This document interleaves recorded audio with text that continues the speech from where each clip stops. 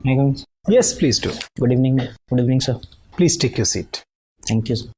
You're Farman. Yes, sir. Farman Ahmad Khan. Yes, sir. ठीक है फरमान, तो अपना परिचय दीजिए. सर मेरा नाम फरमान अहमद खान है और मैं गुड़गांव का रहने वाला हूँ. मेरी स्टार्टिंग की एजुकेशन सारी गुड़गांव से ही हुई है. उसके बाद मैंने बीटेक किया है Gurgaon institute of technology and management से. मेरे माता गृहिणी हैं और पिता सरकारी ऑफिसर हैं और मैंने अपनी हॉबी मेरी नुमिस्मेटिक्स है और ट्रैवलिंग करना है. ओके. तो फरमान, आप ने किस विषय के साथ ये परीक्षा दी है? Sir anthropology. ऐसा आपने क्यों किया, जो कि ये तो आपका पढ़ा हुआ विषय नहीं था, आप तो इंजीनियरिंग करके आए थे? Yes sir. सर इंजीनियरिंग का मैंने आईटी से इंजीनियरिंग की है, तो वो सब्जेक्ट यूपीएससी में था नहीं. फिजिक्स, केमिस्ट्री, मैथमेटिक्स, कई निकट के विषय उपलब्ध थे. सर मैं टेक्निकल सब्जेक्ट नहीं लेना चाहता था उस समय. मैंने एंथ्रोपोलॉजी को इसलिए चूज़ किया कि मुझे थोड़ा इंटरेस्टिंग लगा, क्योंकि ह्यूमन रेस से थोड़ा रिलेटेड था, तो मुझे लगा कि ये विषय मेरे लिए सही होगा. मुझे बताइए कि कई एंथ्रोपोलॉजिस्ट ये मानते हैं कि जो ह्यूमन इवोल्यूशन हुआ है उसमें बाइपेडलिज्म, दो पैरों पे चलने की जो प्रवृत्ति इस प्रजाति में आती है और बड़ा मस्तिष्क आता है, इसकी वजह से अंततः पेट्रियार्की आती है, पितृसत्ता आती है. क्या रिलेशनशिप है बाइपेडलिज्म, बिग ब्रेन, बिग स्कल का पेट्रियार्की से? सर माफ़ी चाहूँगा, मुझे इसका पूरा ज्ञान नहीं है. आपको क्या लगता है कि जो मनुष्य समाज का जो विकास हुआ है उसमें जेंडर कब एक इम्पॉर्टेंट, किस स्थिति में आकर जेंडर एक महत्वपूर्ण सोशल कंस्ट्रक्ट बन जाता है? सर जब एग्रीकल्चर की उत्पत्ति हुई थी उसी के साथ ही सोसाइटी में हमारी विभाजन होने लग गया था. वहाँ पे ही पहली बार देखा गया कि पूर्णतः जेंडर डिस्क्रिमिनेशन या फिर जेंडर बेस्ड वर्क हमारा डिस्टिंग्विश हो गया. तो मेरा मानना है कि जैसी एग्रीकल्चर की उत्पत्ति न्यूलिथिक पीरियड में हुई, उसके बाद से ही हमारे सोशल स्ट्रेटिफिकेशन के साथ जेंडर डिस्क्रिमिनेशन भी स्टार्ट हुआ. क्यों हुआ ऐसा? खेती के विकास से ऐसा क्या संबंध था जिससे कि स्त्रियों के साथ भेदभाव शुरू हो गया? सर उस पीरियड में डिवीज़न ऑफ लेबर स्टार्ट हो गया था, जिसकी वजह से जो मेल थे वो बाहर चले जाते थे या फिर खेत में रहते थे, और डिवीज़न ऑफ लेबर होने की वजह से स्त्री हमेशा घर के ही काम करने लग गई थी. उसकी वजह से यहाँ पे जेंडर बेस्ड वर्क डिवाइड हो गया था और डिस्क्रिमिनेशन स्टार्ट हो गई थी.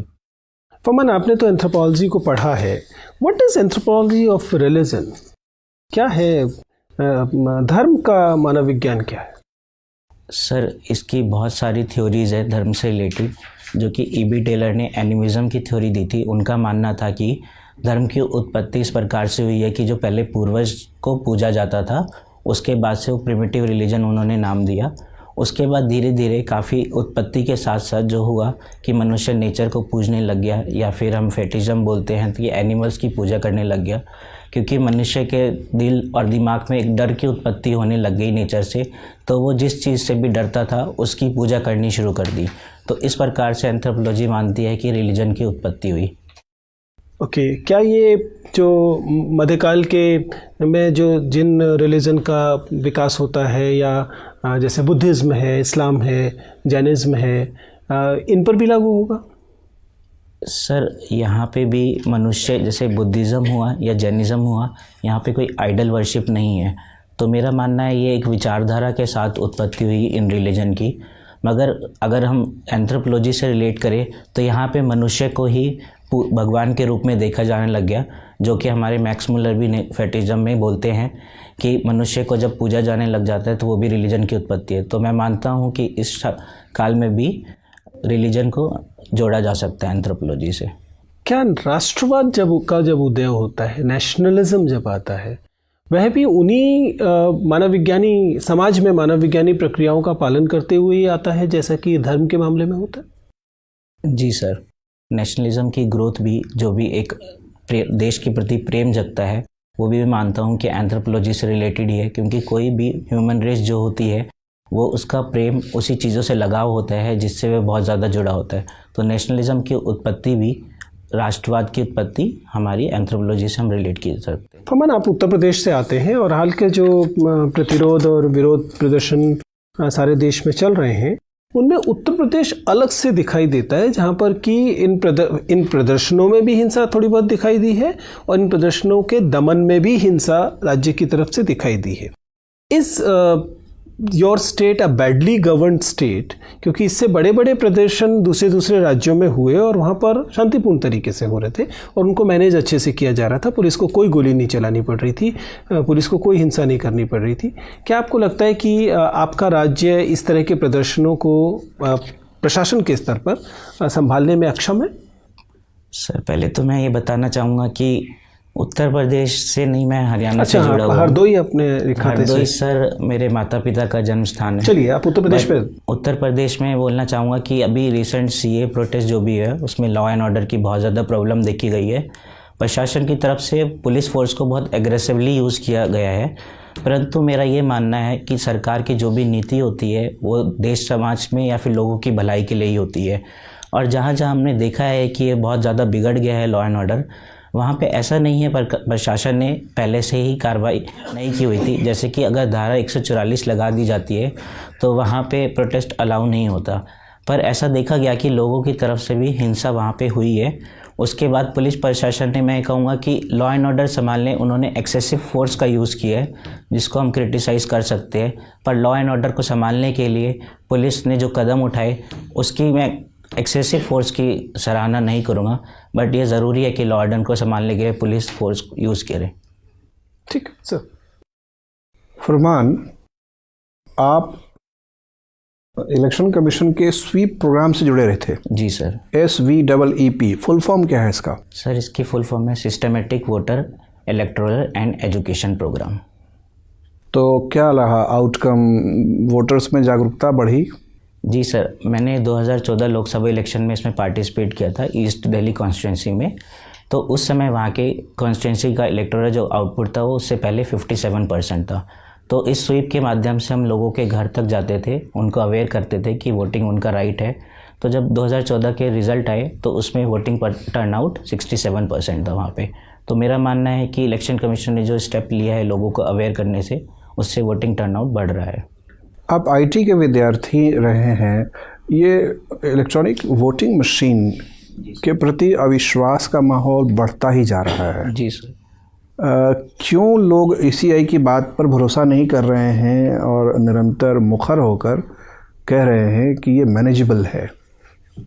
सर जो भी EVM से रिलेटेड केस हमारे सामने आए हैं उसमें लोगों ने या फिर अपोजिशन पॉलिटिकल पार्टीज ने ये बोला है कि EVM में टैंपरिंग हो जाती है, उस वजह से ही लोगों में उसमें विश्वास मत कम हुआ है। परंतु EVM जो है 3 स्टेप वेरिफिकेशन प्रोसेस है।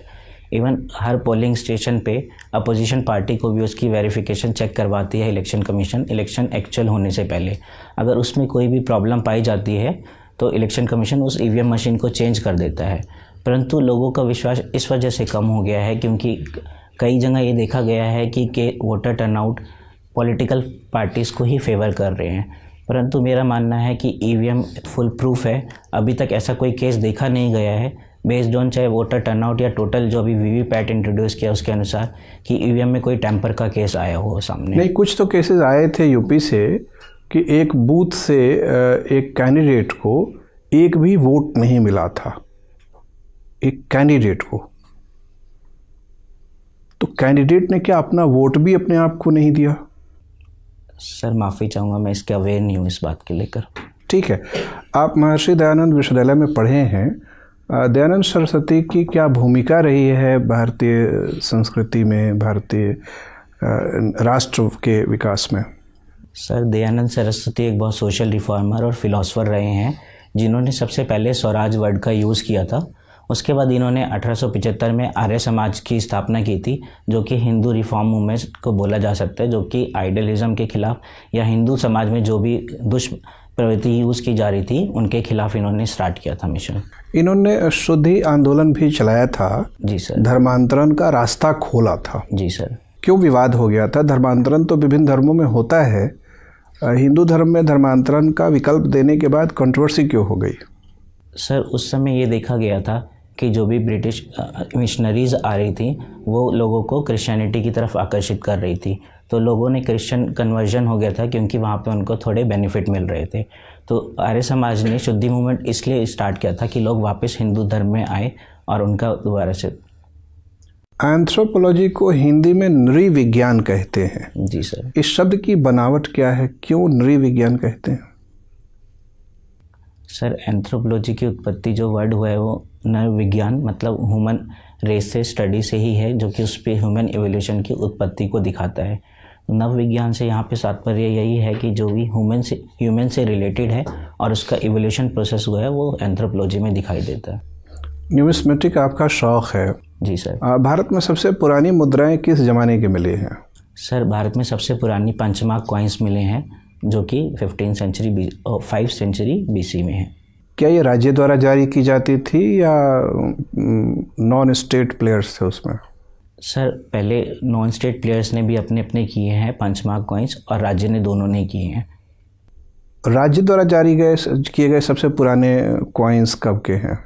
सर राज्य द्वारा किए गए इंडो ग्रीक पीरियड में सबसे पहले राज्य द्वारा निर्मित कॉइन्स देखे गए। मौर्य काल में क्या ऐसे कॉइन्स मौर्य साम्राज्य द्वारा जारी किया जाता था? सर मेटल कॉइन यूज़ नहीं हुए हैं शायद वहाँ पे, मुझे अवेयर पूरी तरह से नहीं हूँ इसको लेके।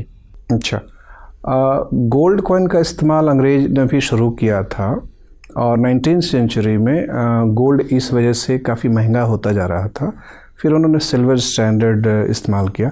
आपने सुना है ये गोल्ड स्टैंडर्ड क्या होता है, सिल्वर स्टैंडर्ड क्या होता है?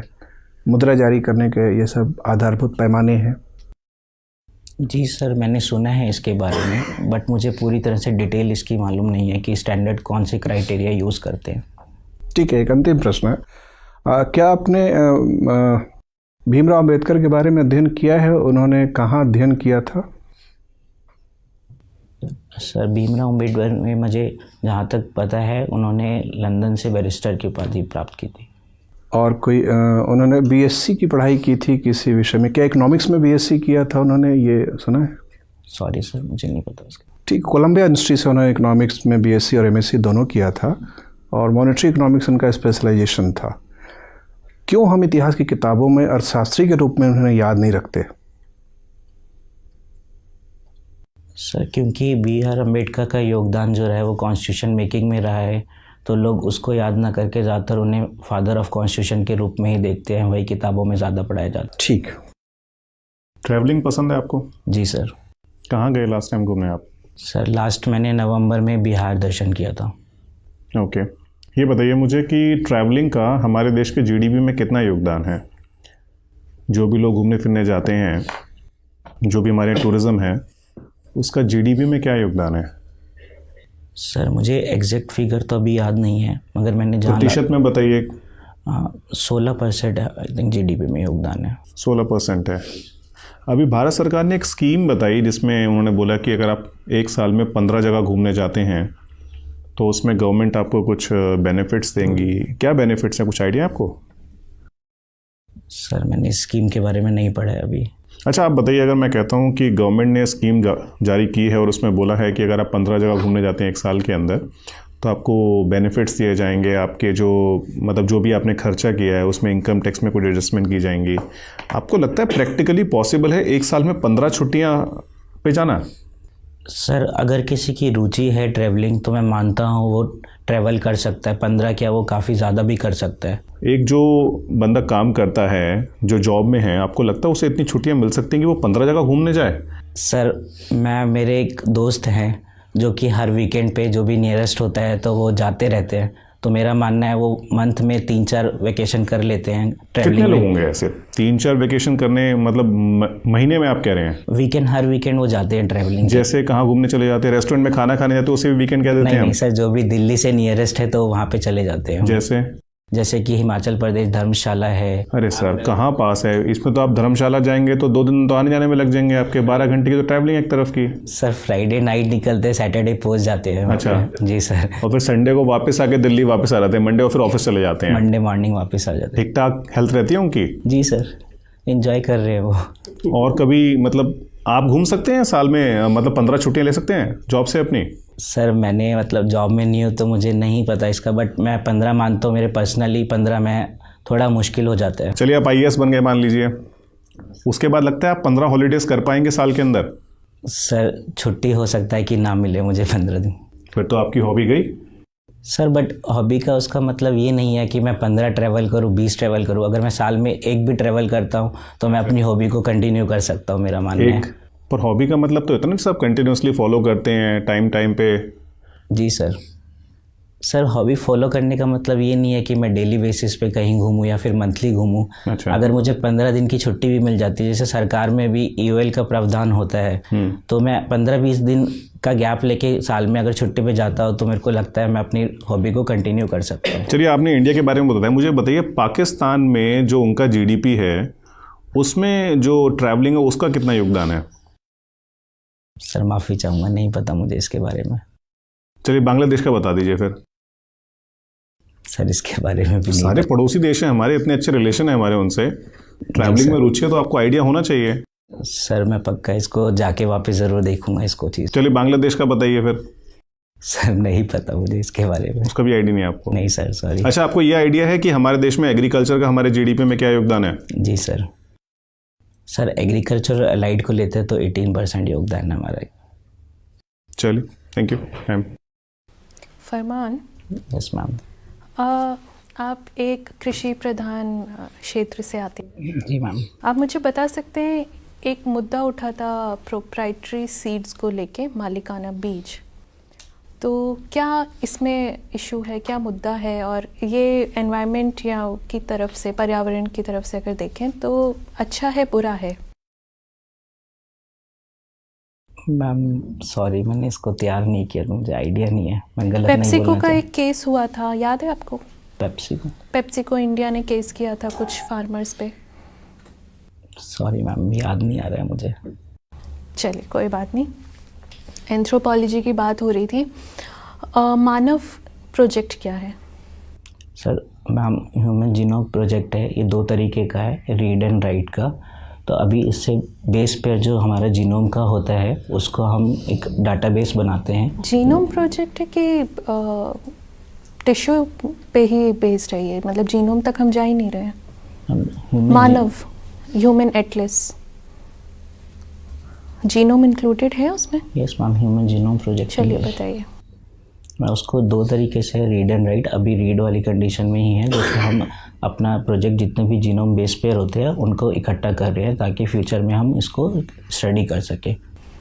इसके कुछ नुकसान भी हो सकते हैं, कुछ फॉलआउट्स हो सकते हैं ऐसा एक प्रोजेक्ट होने के? मैम ये देखा गया है कि इसके कारण जो भी स्टडी हमारी होते हैं तो उसमें एक एम्ब्रियो से ज़्यादा हम उसको डिस्ट्रॉय कर रहे हैं या फिर डिस्ट्रॉय कर रहे हैं, तो ये ह्यूमन एथिक्स के खिलाफ बोला जाता है कि हम एक ह्यूमन लाइफ ले रहे हैं, तो उसके अगेंस्ट है ये। और भी कुछ इशू हो सकता है, सिक्योरिटी, प्राइवेसी, उस सब को लेके? यस मैम, क्योंकि हम एक डाटाबेस क्रिएट कर रहे हैं तो ये राइट टू प्राइवेसी के भी अगेंस्ट हो जाता है कि किसी भी मनुष्य की विल के खिलाफ अगर हम उसको किसी और कार्य में यूज़ करें तो वो एक सिक्योरिटी थ्रेट भी हो सकता है। ठीक है। आप हरियाणा से आते हैं।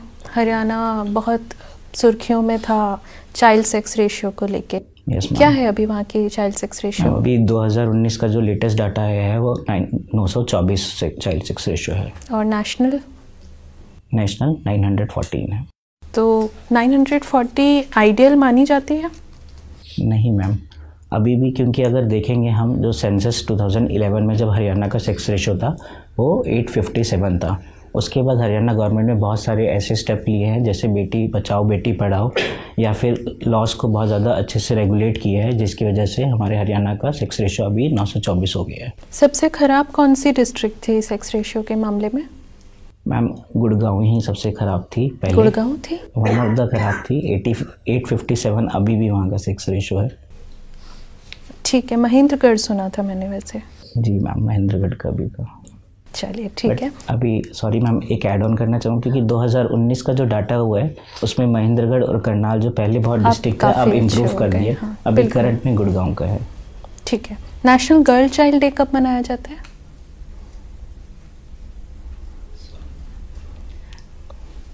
अच्छा, बेटी बचाओ बेटी पढ़ाओ के अलावा और कोई स्कीम्स बताइए इस तरफ जो सरकार ने लिया। हरियाणा गवर्नमेंट ने बेटी बचाओ बेटी पढ़ाओ स्कीम की थी, उसके बाद सेल्फी विद डॉटर भी एक इनिशिएटिव लिया गया था, और इसके अलावा गवर्नमेंट ने जो लॉ है हमारे मेडिकल उसको हाई ज़्यादा रेगुलेट किया है।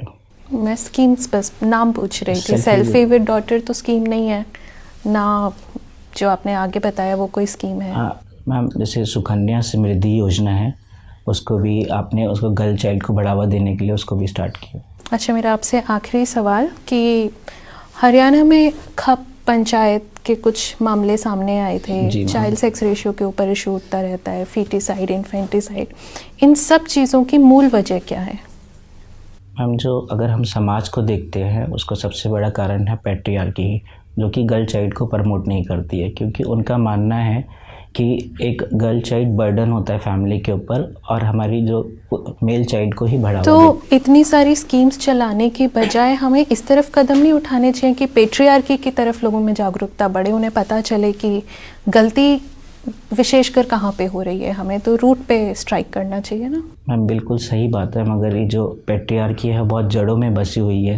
जब तक सोशल अवेयरनेस नहीं आएगी या फिर लोगों को अवेयर नहीं कर जाएगा कि गर्ल चाइल्ड की क्या इंपॉर्टेंस है, तो वो उसको भी खत्म करना थोड़ा मुश्किल है। इसलिए धीरे धीरे स्टेप लिया जाता है, अगर ऑल ऑफ सडन किस पे इम्पोज कर दिए तो थोड़ा मुश्किल हो जाएगा, मेरा मानना। ठीक है, thank you. Farman, yes sir.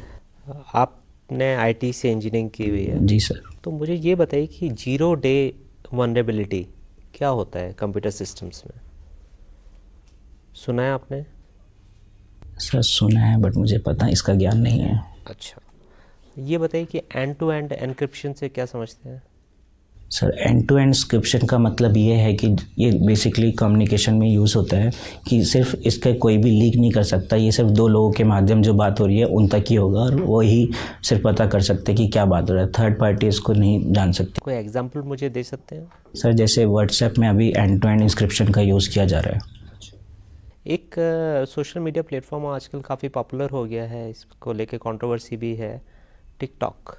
Ji sir. तो क्या है ये टिकटॉक? सर टिकटॉक एक चाइनीज़ ऐप है जिसमें लोग कुछ सेकंड्स के लिए वीडियो अपलोड करते हैं, जो कि आज पूरे युग में एक आदत सी बन गई है लोगों की। हर जगह देखा गया है कि टिकटॉक का बहुत यूज़ हो रहा है। ये चाइनीज़ कंपनी का नाम बता सकते हैं जो टिकटॉक की ओनर है? Sorry sir. अच्छा, ये बताइए आप मुझे कि आप एंथ्रोपोलॉजी आपका सब्जेक्ट है। जी सर। तो एंथ्रोपोलॉजी में अगर जब फील्ड रिसर्च करते हैं तो किस तरीके की टेक्निक्स अपनाई जाती हैं?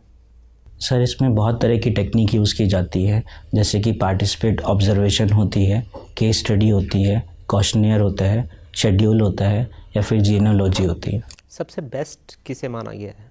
सर पार्टिसिपेट ऑब्जर्वेशन जो होती है, क्योंकि एंथ्रोपोलॉजिस्ट खुद फील्ड पे होता है तो लोगों का खुद पर्सनली अध्ययन कर सकता है, तो जब तक पार्टिसिपेट ऑब्जर्वेशन नहीं होगी तो बेटर रिजल्ट हम कम। बट पार्टिसिपेंट ऑब्जर्वेशन में ये देखा गया है कि बायस आ जाता है बिकॉज रिसर्चर खुद आप एक पार्टिसिपेंट है इसमें। सर बायसनेस मैं मानता हूँ कि किसी भी टेक्निक में आ सकती है, मगर पार्टिसिपेट ऑब्जर्वर में क्योंकि किसी कल्चर को एंथ्रोपोलॉजिस्ट बहुत बेहतर तरीके से जान सकता है और अगर कोई गलती भी हो रही है तो लोगों को समझा सकता है या फिर क्वेश्चनर अलग तरीके से उनके अकॉर्डिंग पुट कर सकता है, तो बायसनेस हो सकती है बट रिजल्ट ज़्यादा अच्छे आएंगे। ठीक है फरमान, आप मुझे ये बताइए कि पश्चिम एशिया जी सर को लेके भारत के क्या मुख्य ऑब्जेक्टिव्स हैं भारतीय विदेश नीति के? सर पश्चिम एशिया भारत के लिए एक बहुत इम्पोर्टेंट रोल इसलिए प्ले करता है क्योंकि हमारा इंडिया जो है वो ऑयल इंपोर्टर कंट्री है और पश्चिमी देश जैसे कि सऊदी अरेबिया हो गया या फिर ईरान हो गया, इराक हो गया, ऑयल रिच नेशन है। तो हमारे इसकी अगर इसमें आपको बताना हो मुझे 3 सबसे महत्वपूर्ण देश भारत की विदेश नीति के पर्सपेक्टिव से, तो कौन से 3 देश होंगे? सर मैं सबसे पहले सऊदी अरेबिया को बोलना चाहूँगा, सेकंड यूएई को, थर्ड इजराइल को। और ईरान आप कहीं नहीं रखेंगे? सर मैं टॉप 3 में नहीं रखूँगा क्योंकि अभी जो ईरान पे इश्यूज़ बहुत ज़्यादा चल रहे हैं, तो हमारी जो मेजर होता था ऑयल की वजह से ही बहुत स्ट्रांग रिलेशन थी, बट अभी रिसेंटली में ईरान पे जो भी लगाई गई है यूएस द्वारा प्रतिबंध, उसके ईरान से हम ऑयल इंपोर्ट नहीं कर पा रहे हैं। अच्छा, ये बताइए कि अम्ब्रेला प्रोटेस्ट कहाँ हो रहे हैं? सर हांगकांग में। हांगकांग में, और क्या वजह है इन प्रोटेस्ट की? सर ये सिविल अपराइजिंग है बट मुझे अच्छे से ज्ञान नहीं है इस चीज़ का। अच्छा, अभी हाल ही में एक कॉन्फ्रेंस ऑफ पार्टीज़ UNFCCC की हुई है, आप बता सकते हैं कहाँ हुई है ये? सर कैटोविच पोलैंड में। चलिए, मेरा आखिरी सवाल आपसे ये है कि आप हरियाणा से आते हैं। जी सर। हरियाणा सरकार ने कुछ साल पहले एजुकेशनल क्राइटेरिया लेके आ गए थे लोकल बॉडीज़ इलेक्शन के लिए। जी सर। तो मैं ये जानना चाहता हूँ कि क्या ये ज़रूरी है कि अब ये एजुकेशनल क्राइटेरिया एमएलए और एमपी के इलेक्शन पे भी लगा दिया जाए, जिससे कि हमारे एमएलए और एमपी ज़्यादा बेहतर पॉलिसी मेकिंग कर सकें? सर मेरा मानना है कि कॉन्स्टिट्यूशन ने जो राइट दिया है, राइट टू इलेक्शन, वो किसी को भी दिया है विदाउट एनी डिस्क्रिमिनेशन। अगर हम कोई एजुकेशन ला देते हैं क्राइटेरिया, जैसा कि लोकल पंचायत पोल्स में देखा गया था, तो हमारी अधिकतर पॉपुलेशन ऐसी है जो कि पढ़ी लिखी नहीं है, तो हम उनसे एक अपॉर्चुनिटी छीन रहे हैं। तो मेरा मानना है कि क्राइटेरिया डायरेक्टली इम्पोज करना थोड़ा सही कदम नहीं है, बट धीरे धीरे हमको ऐसे कदम उठाने चाहिए ताकि एजुकेट पीपल हमारे इलेक्शन में पार्टिसिपेट करें या कैंडिडेट हमारे एजुकेटेड हो। ठीक है सर। फरमान, मुझे बताइए कि ये जो हाल फिलहाल में बार बार इस्तेमाल होने वाला फ्रेज़ है अर्बन नक्सलिज्म, जी सर। इसका वास्तविक मतलब क्या है? सर अभी जो रिसेंट फिनोमिना देखा गया अर्बन नक्सलिज्म का, जो भी लोग इंटेलेक्चुअल क्लास है उनके लिए यूज़ किया जा रहा है, जो कि देश के सरकार के खिलाफ बोल रहे हैं, तो उनको अर्बन नक्सल हर कोई कहा जा रहा है। जैसे कि देखा गया है कि सरकार की तरफ से जो आया है कि अर्बन नक्सल्स जेएनयू वाले हैं या फिर अलग इंटेलेक्चुअल क्लास है, तो अभी जो इंटेलेक्चुअल क्लास है उनको अर्बन नक्सल बोला जा रहा है। चलिए, उन लोगों के खिलाफ तो मान लेते हैं गलत है, लेकिन ये किनके खिलाफ सही है? क्या है फिनोमिना, क्या है? सर अर्बन सरकार का क्या दावा है?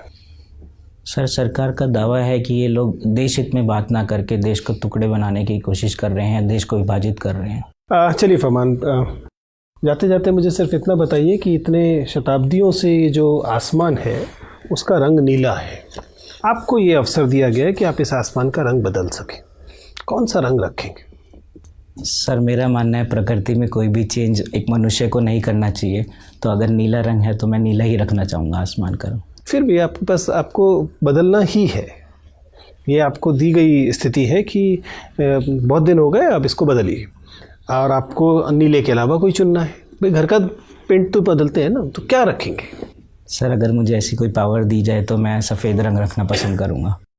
सफ़ेद रंग तो रंग का ना होना है, क्यों सफ़ेद करना चाहते हैं? सर मुझे लगता है जो सफ़ेद रंग अमन शांति का प्रतीक है, तो आसमान में मैं अमन शांति का ही। ठीक है फरमान, मुझे आपसे बात करके अच्छा लगा, आप जा सकते हैं। शुक्रिया सर।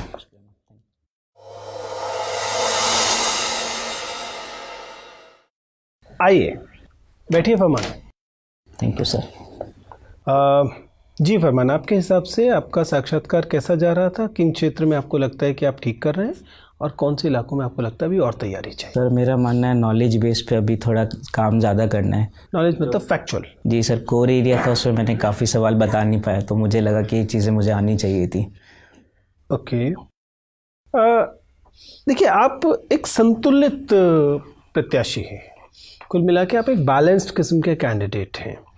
एक आध जगह ऐसा लगता है कि थोड़ी सी और पढ़ाई की जा सकती है, बिल्कुल सही बात है, लेकिन कुल मिलाकर अगर देखा जाए तो आपका व्यक्तित्व जो है वो पॉजिटिव है, आपका बैठने का तरीका अच्छा है, सब बाय एंड लार्ज। हाथ मैं हमेशा सलाह देता हूँ कि हाथ ऐसे रखिए। Okay sir. इस तरह के हाथ रखने में ना एक तरह की नर्वसनेस की ना सर थोड़ा नर्वस था शायद। चुगली ही होती है, मतलब नर्वस, थोड़ा बहुत नर्वस होना भी चाहिए, ज़रूरत से ज़्यादा कॉन्फिडेंस के साथ होने से भी नुकसान होता है। इट्स एन इम्पॉर्टेंट इवेंट, उस इवेंट में थोड़ा सा नर्वस होना भी चाहिए, लेकिन उसको बहुत एक्सप्लिसिटली दिखाने की ज़रूरत नहीं है। तो जब आप ऐसे रखते हैं तो उसकी एक तरह से चुगली हो रही होती है, तो ऐसे रखेंगे तो रिलेटिवली बेहतर स्थिति होगी। देखिए, आपकी पर्सनालिटी अच्छी है, देखने में आप अच्छे लगते हैं, आपका voice level by and large ठीक है, फ्लो अच्छा है, थोड़ी सी स्पीड और बढ़ जाएगी सिर्फ 10 से 20%, 10-15%, तो और आपका कम्युनिकेशन बेहतर होगा। अभी भी अच्छा है, उससे थोड़ा सा और बेहतर हो जाएगा। मैं बहुत तेज़ बोलता था, इसलिए मैंने आज कोशिश की हाँ, ऐसा हो सकता है, जैसे अब थोड़ा सा 10-15% कह रहा हूँ, उससे थोड़ा सा बढ़ाएंगे तो कम्युनिकेशन और बेहतर होगा। अभी ऐसा लग रहा है जैसे कि अटक तो नहीं रहे, लेकिन एक आध जगह पे लगता है जैसे कि ज़्यादा स्लो हो रहा है, ठीक है, उसे थोड़ा सा बेहतर कर सकते हैं। मेरी सलाह हमेशा रहती है, जैसे बैठते समय आप जरा इस कोट के बटन को खोलिए,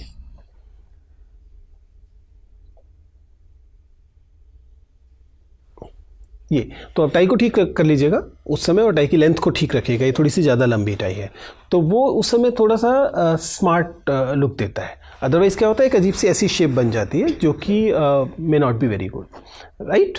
तो उस वाले हिस्से को आप देख लेंगे। ऐसे ही बीच में एक आध जगह पर जब आप पर एक हॉस्टाइल लाइन ऑफ क्वेश्चनिंग हुई which was to break your confidence, वहाँ पर आपके फिर कंधे जो हैं वो गिरते हैं, ठीक है। मैं इसमें यहाँ तो डेलिब्रेट किया गया था, लेकिन वहाँ पर कई बार जेन्युइनली भी हो सकता है जी सर, कि कोई बोर्ड मेंबर आपके अगेंस्ट हॉस्टाइल हो, बल्कि चूंकि आपका नाम शम्स ये क्या नाम है फरमान है, तो आपको वैसे ही तैयार रहना चाहिए कि हो सकता है कि हॉस्टाइल लाइन ऑफ क्वेश्चनिंग हो। तो उसके केस में भी क्वेश्चन आपके पास प्रश्नों के उत्तर है या नहीं है एक अलहदा बात है, लेकिन उसका प्रभाव अपने नॉन वर्बल कम्युनिकेशन पे नहीं पड़ने देना। जी सर, यस सर, रेडी, उसके लिए तैयार होके जाइए कि कोई एक मेंबर तो जरूर चिढ़ा बैठा होगा, चलिए देख लेंगे, ठीक है भाई आ जाओ, you getting the whole thing. इससे भी आपको फ़ायदा मिलेगा। बाकी चीज़ें बाय एंड लार्ज ठीक है। एक आध जगह पर आपने, जैसे जब आपसे बात हो रही थी तो पता नहीं कि आप EOL को क्यों लेकर आए, EOL का क्या लेना देना था, आप शायद अर्न लीव कहना चाह रहे थे। यस, अर्न लीव अलग चीज़ होती है और EOL एक्स्ट्रा ऑर्डिनरी लीव होती है, उसकी नौबत नहीं आएगी। EOL बहुत खतरनाक चीज़ है, आमतौर पे नहीं ली जानी चाहिए। मैं शायद TLC कहना चाहता हूँ, LTC कहना चाह रहे कर गए आप बेसिकली। LTC बिल्कुल ये अलग चीज़ है, वो केवल 4 साल में एक ही बार मिलती है, उससे 15 बार नहीं घूम पाएंगे, ठीक है ना। जी सर, लॉजिक समझ पा रहे हैं किस तरह का। जब आप किसी पारिभाषिक शब्द का इस्तेमाल करें तो थोड़ा सा सतर्क रहें। बाकी चीज़ें अच्छी हैं, आई एम वेरी श्योर कि आप अच्छा करेंगे, ठीक है। All the best. Thank you.